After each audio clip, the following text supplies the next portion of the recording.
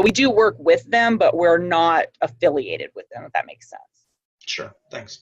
Yeah. A couple of us in the group here are instructors. I'm an Oh, CMSP yeah. instructor for California. Yeah. You mentioned the use of helmets. What is your position on that issue? Our position statement is, I'm going to boil it down. Our position statement is that people under the age of majority should be wearing a helmet and protective gear at all times. That adults should have the right to make the informed choice of whether to wear or not to wear a motorcycle helmet.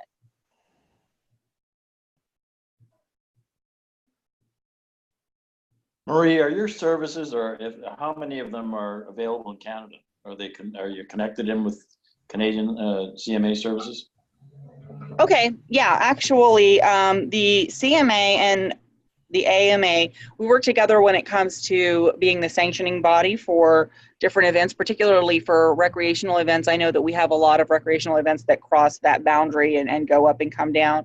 If you are starting a recreational event in the United States and finishing it in Canada, or even if you're starting it in the US and you're finishing it in the US, but you're spending most of your time on the road in Canada, then you would go through the CMA and they would just simply notify us, vice versa, that they are sanctioning it and taking care of that, that event. If you were doing most of your event in the United States, but you were crossing into Canada, say you were doing a week-long event and you were going to spend 2 days in Canada, then you would sanction it through us. We would sanction it and give you the conduit to your insurance. And then we would notify the CMA that you were going to be there. When it comes to racing, the only thing that we really do with the help of the CMA is there's an import for motorcycles, and you have to forgive me because it's been a while since I did this, but there's an import restriction for motorcycles coming out of the United States and going into Canada that are being used for racing. They will want paperwork that says this is a racing bike and only a racing bike, due to emissions testing that's specific to Canada. Thank you. Yeah. I didn't see BMWMOA or the HOG group listed there. You work with those groups and others? Well, we have actually quite a few different mark associations that are actually AMA groups as well. I know that like Harley Owners Group, they are really focused on their dealerships. So if you are doing rides outside of that specific venue, or that rides that are not specific to that, they will often become an AMA club as well. We have motorcycle organizations, like hundreds of them across the country, that are with us. A lot of them are mark associations, a lot of them are not. Didn't see the Indian Riders group there anywhere either. Oh, we'll have Indian riders too. I just didn't put every single one. If I put every single one, we'd be talking for a really, really long time. I just threw a couple of them into this. But yeah, we have Indian riders. We have, Honda groups. We have all kinds of groups. We have, groups that are focused on more sport bikes. We have groups that are focused on more street bikes. And of course, we have groups that don't ride on the road at all and are completely off-road organizations. And we have motorcycle racers who think that us folks who ride on the street are crazy.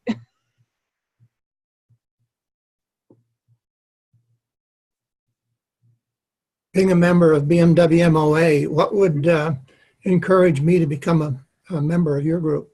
Well, that is because, again, we represent the rider, not the machine. We are in Washington, D.C., full-time staff fighting every day for the rights of motorcyclists to ride, and you don't realize how threatened your rights are until they get taken away.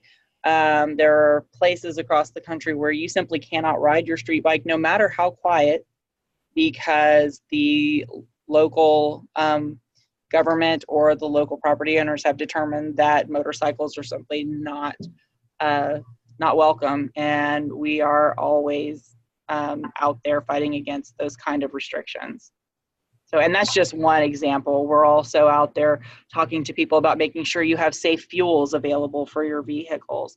We're out there making sure that if you want to take one of your bikes and you want to race it, that you're able to convert a motorcycle or even a car from a registered street vehicle to a racing bike or racing car, and then back to a registered street vehicle. Just like you would if you were building it yourself, you should be able to bring it back and forth as long as it can still pass those emissions tests when it comes back. So we're fighting all kinds of different legislation, and we're also out there just promoting motorcyclists.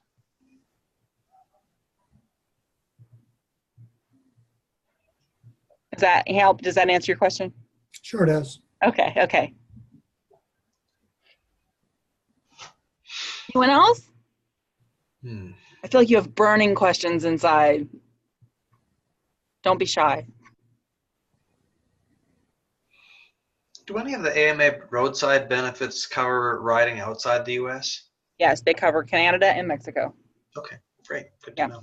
Yeah, the AMA roadside service covers you in Canada and Mexico. And one of the great things about AMA roadside service is that if you have the AMA membership and you've got the roadside, then not only are you covered, but your spouse is covered, your dependent children living at home, or your college students are all covered under that one membership. And our towing will tow motorcycles as many times as you want to, or as you need to.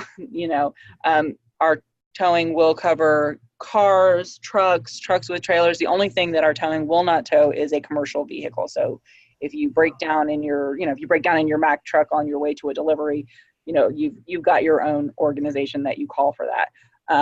But everything else AMA towing does cover. And I really love the AMA towing, though it's not the primary reason for being an AMA member. Really, the rights and bringing up young people through AMA racing and AMA off-road events is a great way to get young people involved, and the AMA is here to support that. Is there any difference between the AMA roadside coverage and the AAA roadside coverage? Like I've got AAA for both car and motorbike. What would the difference be with AMA? Well, I'll tell you, AAA is not spending its time at the racetrack or in Congress. So not on behalf of motorcycle riders anyway. The primary thing that we are an advocacy organization. And then the roadside is a wonderful benefit and one that I've actually used a few times, but it's not the primary reason for being an AMA member. But the great thing about it, in my experience, I don't know what you're paying, but when I checked on it, paying for AAA was not exactly the cheapest way to go when it comes to getting towing, particularly when you're asking for motorcycle towing or something that will tow, your truck with your boat behind it. So you're paying an awful lot for what is strictly, a towing, and maybe they do some mapping services for you, that kind of thing. DMV services too. Sorry? The DMV services, that's why I'm with AAA as well as AMA. Okay, I'm not aware of their DMV services. Yeah. Okay, I'll have to look into that because I'm not aware of that. I just know that, I know the association, works hard on behalf of their members every day, and the towing is a great benefit, but it's not my primary reason for being an AMA member. Right. I had to use it last year. It was good to have it there. Yeah. Well, it's always good to have, towing, and I make sure that people understand that when they tell me that they have, towing through their insurance provider or through their cell phone or something like that, I'm like, really check on what you've got there, because often they're paying on a monthly basis for something that works out to be the same price as AMA over the course of a year, or even AAA over the course of a year, and they're getting far, far inferior roadside coverage. Yep. And then there's the magazine with the news in it. Mhm. As an instructor, I like to keep on top of a lot of different things in the industry. So I get one commercial magazine, and I get the AMA magazine besides the roadside. Yeah, we have two different versions of that magazine. We have the one that focuses on street riders, and then we have one that focuses on competition and off-road. So if you are a person like me who spends the majority of their riding time, or be frank, I spend all of my riding time on the road, then I get the road street version of that magazine. A lot of people that get our magazine, they get the off-road / competition version, and they get the news that's more important to them. And you can go online if you are an AMA member, and you can access everything that's in the other version of the magazine online. So it's a really nice little benefit to have. And also, as an AMA member, when you go behind the member firewall, you can immediately get to that magazine the second that it's in production, long before it actually hits people's mailboxes. Yep. Yeah, it just came out. I just saw that email today, matter of fact. Mm-hmm.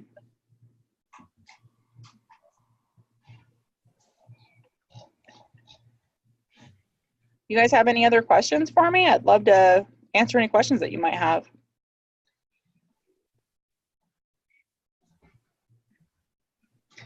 All right. Well, it sounds like we're pretty close to done. If you do have any other questions, I would be more than happy to speak with you. I am the only Marie in the building, so just give the AMA a call and ask for me, and I will get you connected with, anybody that you need to, or I will help you get to work on your motorcycle advocacy issues. Thank you very much. Thank you very much. All right. Thank you for having me. I appreciate it. Thanks, Marie. All right. Bye. Bye.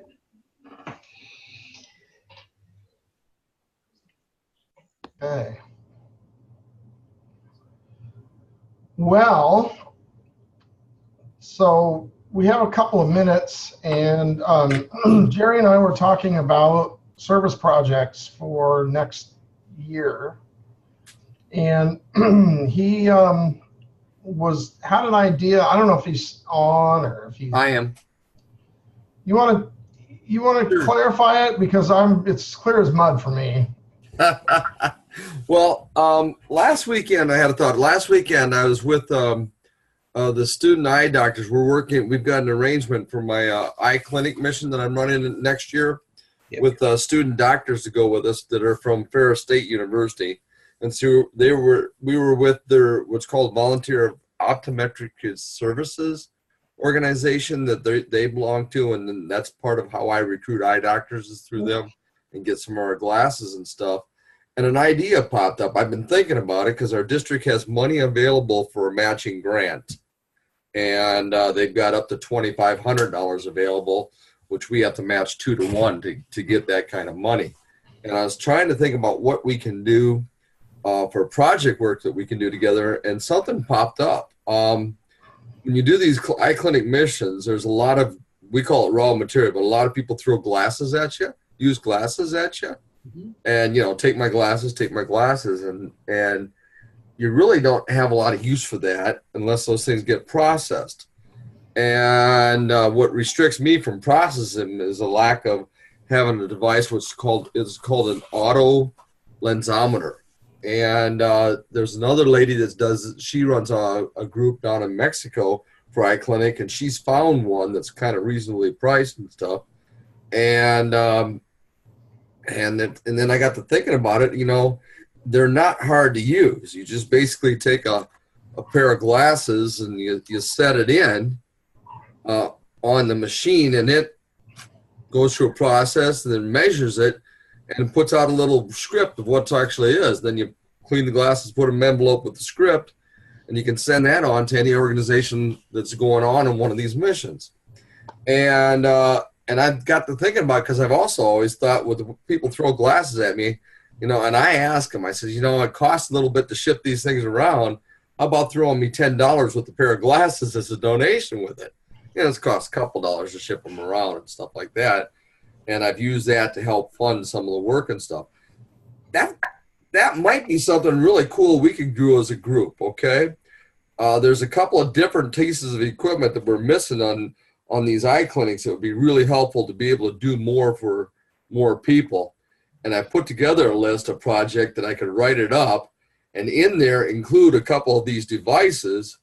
And it'd be real easy as a project, we could try it for a year anyway, is if we each asked for glasses and people gave us, as individuals, maybe 20 pair of glasses each, and we asked for $10 a pair when they give it to us, we'd come up with a combined project that'd be kind of nice from raising funds. And at the same time, you hold on to your 20 glasses until one of us has one of the machines done with and send it off to the next person on the list. We could mail it back and forth and process glasses. It might be a project we could do together, even though we're apart. So that's a thought I had. And it just came up this last weekend. And, but we've got we got 2 weeks from today to respond and put this together if this is something we'd like to do.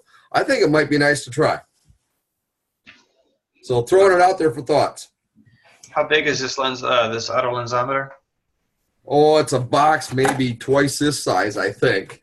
Oh, that's not bad. The ones I've used has been not very big at all.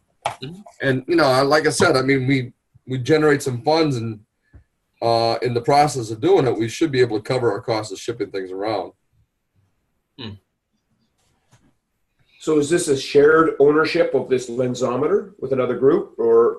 No, we'd buy it.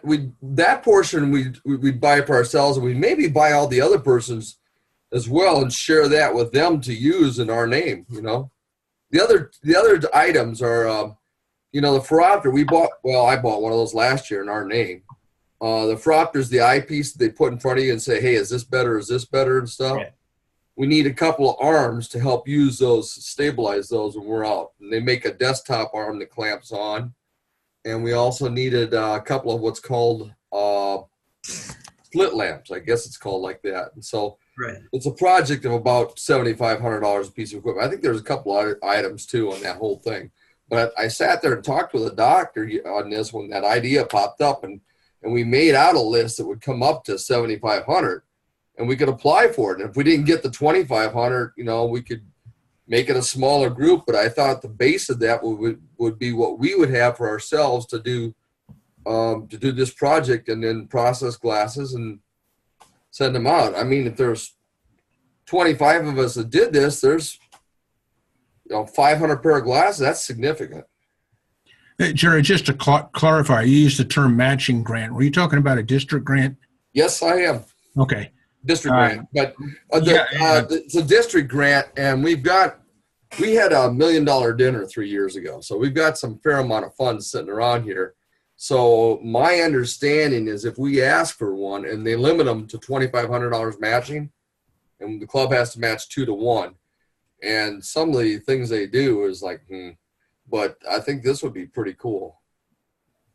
But I think if we ask for one, we could make it happen. And if we took it on and we didn't raise enough money to match enough of it, we'd send part of it back, But I think there'd be a way to get started and try something.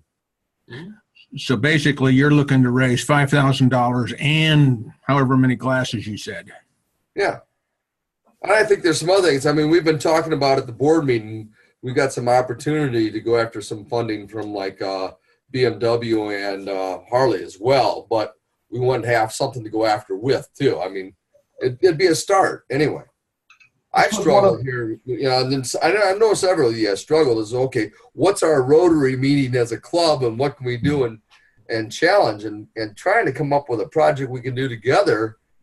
It's a little tough when we're spread out as we are, but this is something that I think we could do together, but yet apart. Hey, That's Jerry, that's what I like about it anyway. I think that's a good idea. Maybe a little complicated. I had a meeting with Bob Schreiner a couple of weeks ago, and they did what I thought was a really neat project in their area that I was thinking, as I was thinking about it, is something that we could individually do in all of our areas. And that is raising dictionaries for third graders. You get a small donation. They're fairly inexpensive, but they're very well received, and it's an easy thing to do. And we could each of us do it in our own community as part of a Rotary project. It's simple. It's not overly expensive, and fairly easy to do for each of us. And evidently, from Bob's perspective, in their area in Virginia, there was very, very well received. I mean, not every school is poor, and not every school needs them, but they all welcome them. They do it for an entire school or what? Yeah. Third grade. Well, no, third grade. Just Yeah, grade. but I mean, then they have a That's full the grade. Rotary Club for 1 3rd grade, right? But that's the grade that kids are just starting to get into reading. They're just starting to explore that aspect of life. I thought that'd be a really neat project. I think it's a neat project. There's several clubs around here that do that same thing. I think one of them's 5th grade that they do, but whatever.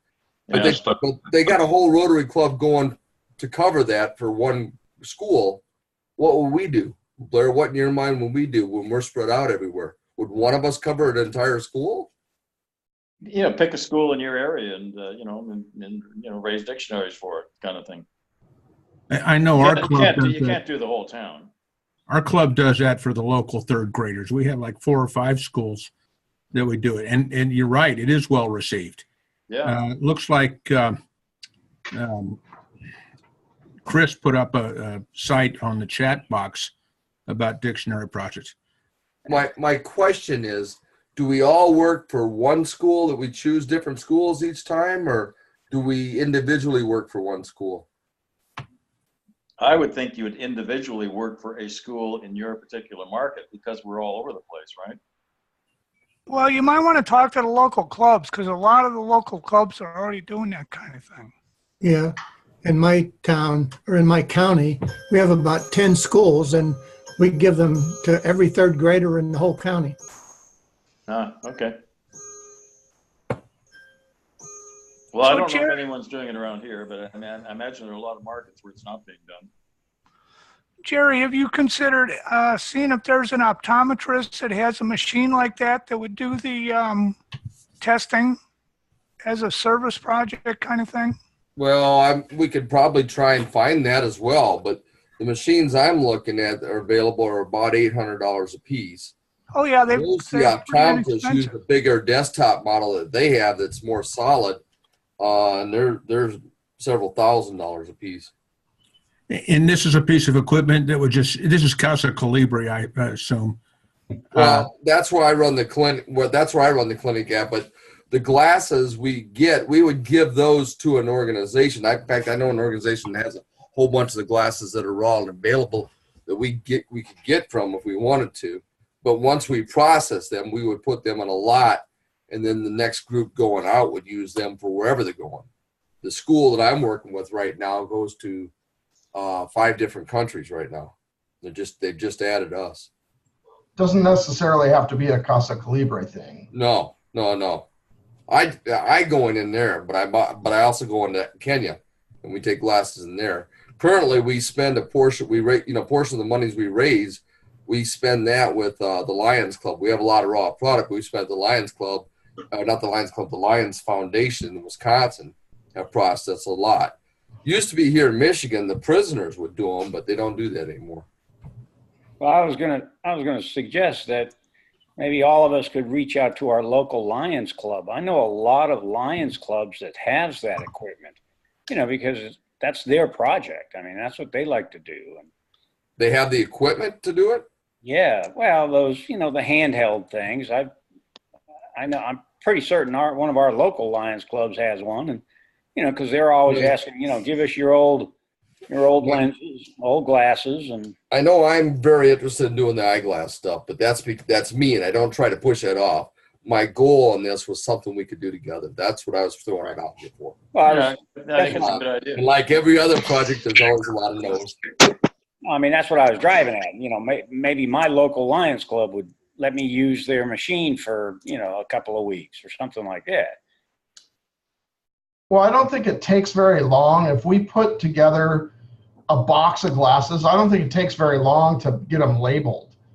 You know, I think the point is that whether we ship the box around or whether we find a machine someplace that's fixed and we ship the boxes to the machine, the point is that if we're all collecting glasses and we're all collecting $10, then, you know, we're doing something together, but we don't have to be in the same spot. And so this is one of the challenges for us, you know, as a club.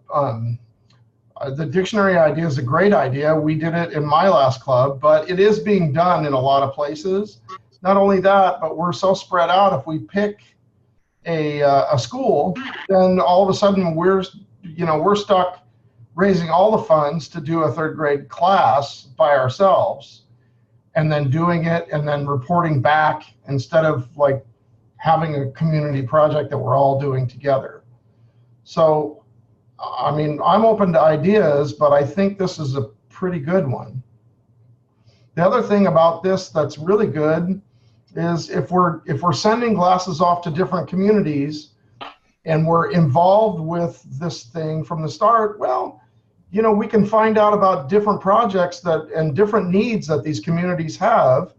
And we might be able to find out about doing different things, like maybe there's clean water opportunities, or maybe there's some other opportunities for us. So that's another thing that we might think about.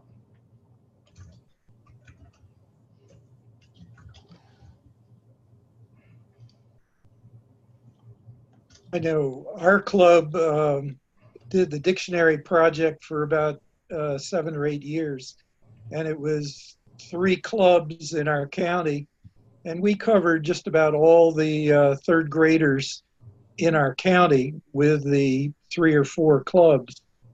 But it was a major project and just hundreds of dictionaries. But along the way, some of the members got to the point where they felt that the students today were using their computers more than they would a dictionary. Mm-hmm. Yeah. But I think they were very well received by the individual students. They really appreciated getting a new book. Yeah. One of the things that we have learned is that for a lot of kids in inner cities, it's the only book they have ever owned. Yeah. Kind of sad.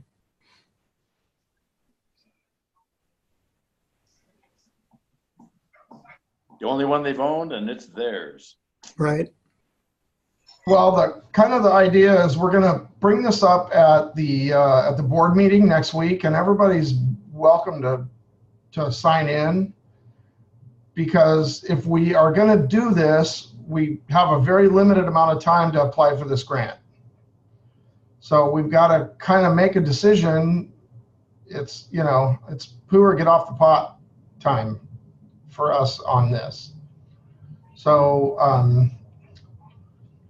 you know, if you have other project ideas, by all means, bring them up. You know, the dictionaries is one thing.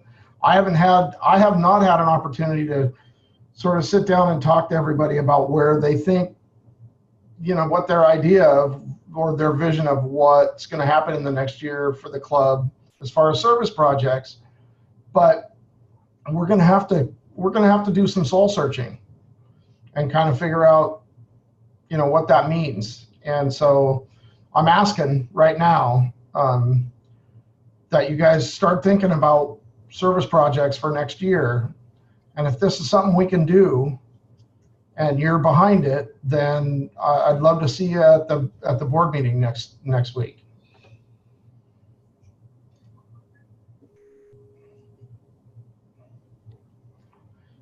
Hey, congratulations, Scott. Thank you.